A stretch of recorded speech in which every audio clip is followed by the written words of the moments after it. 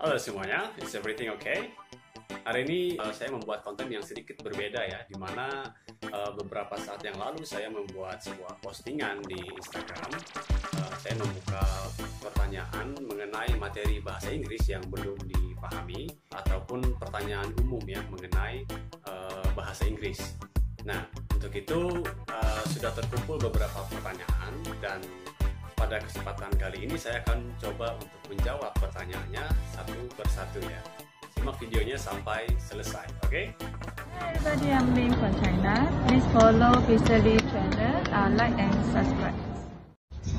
Hi, I'm Jun Seng from Singapore. Please follow Mr. Lee channel, like and subscribe. Welcome back to Mr. Lee channel.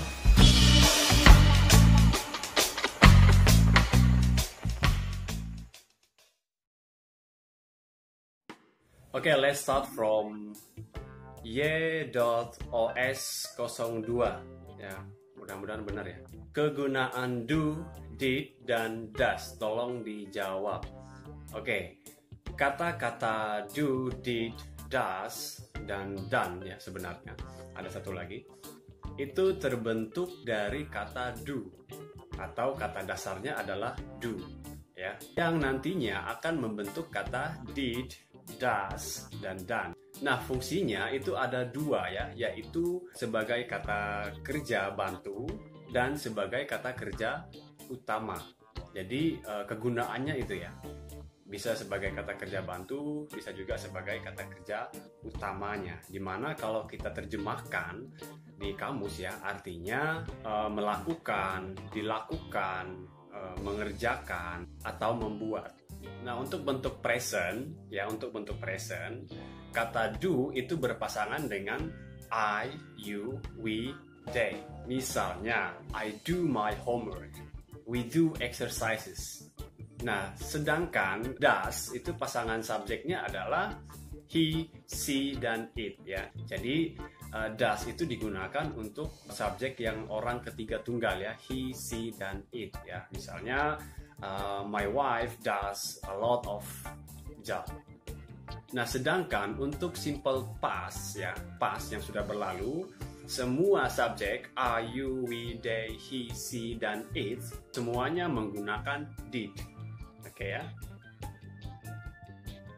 Oke, next pertanyaan berikutnya dari Sophia._06.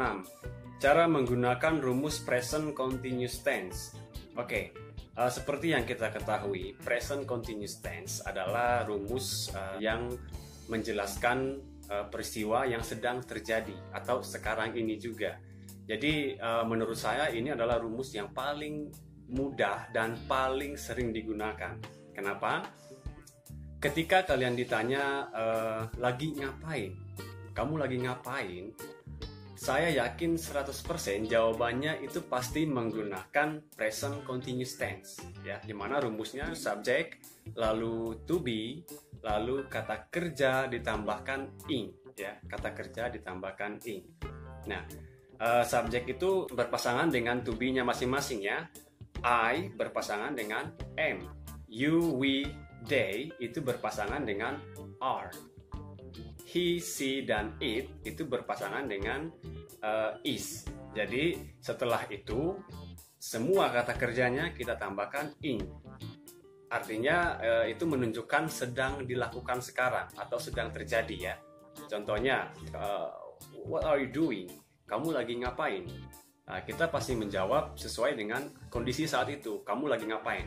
Kalau kamu lagi nonton, kalau bahasa Indonesia kita jawab saya lagi nonton.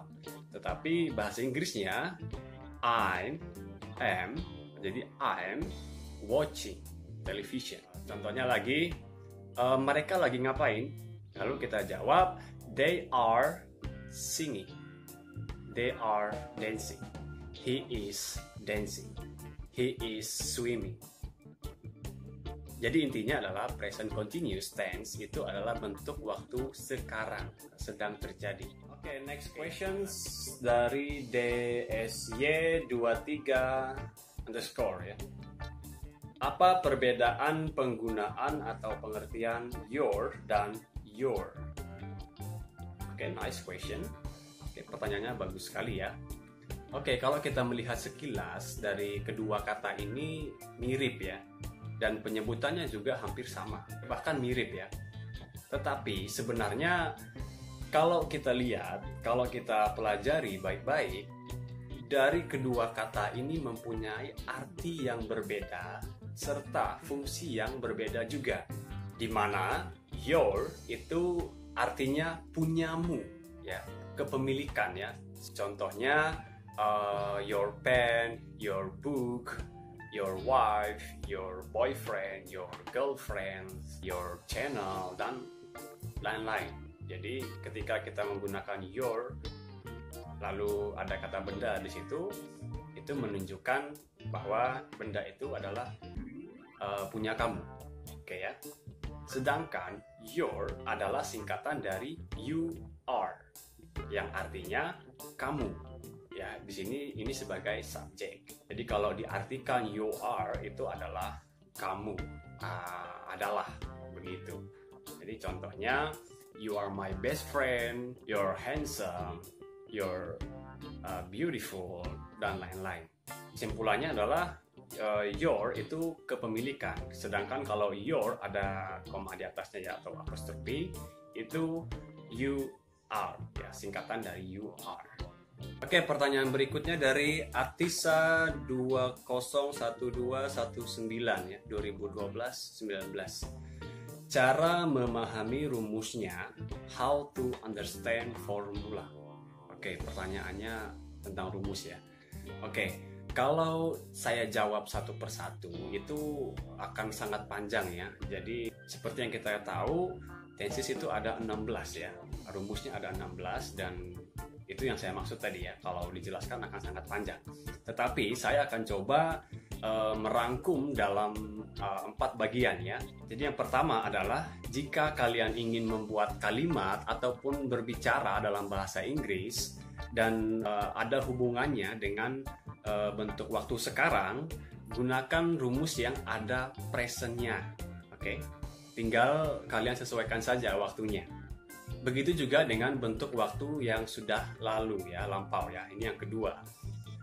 Jika kalian mau membuat sebuah pertanyaan, membuat kalimat ataupun berbicara dalam bahasa Inggris dan yang kalian bicarakan itu adalah sudah berlalu, sudah terjadi, kalian gunakan rumus yang ada pasnya ya. Oke, lalu yang ketiga, jika yang kalian bicarakan atau yang kamu omongkan atau kamu membuat kalimat itu belum terjadi ya, ataupun sebuah rencana ya, rencana ke depan, kalian bisa menggunakan rumus yang ada future-nya. Lalu yang keempat, yang terakhir ya, jika kalian ingin membuat kalimat atau berbicara bahasa Inggris dan menggunakan rumus, dan yang kalian sedang bicarakan itu adalah seharusnya sudah terjadi di masa yang lalu ya, sudah terjadi di masa lalu dan masih ada hubungannya dengan sekarang atau masa depan, kalian bisa menggunakan rumus yang ada past future-nya. Oke, simple kan? Oke, pertanyaan berikut dari dewata.gung ya. Gimana caranya lancar bahasa Inggris tanpa sering belajar, Mister? Gimana caranya lancar bahasa Inggris tanpa sering belajar, Mister? Oke, gokil ya pertanyaannya. Oke, tapi nggak apa-apa, saya akan tetap menjawab. Pengertian belajar yang kita pahami itu adalah ketika kita di sekolah ataupun di rumah dalam kamar lalu buka buku. Itu yang kita pahami ya. Tapi sebenarnya dari luar juga kita banyak dapat ilmu ya. Khususnya bahasa Inggris, ada banyak metode yang bisa kalian gunakan ya.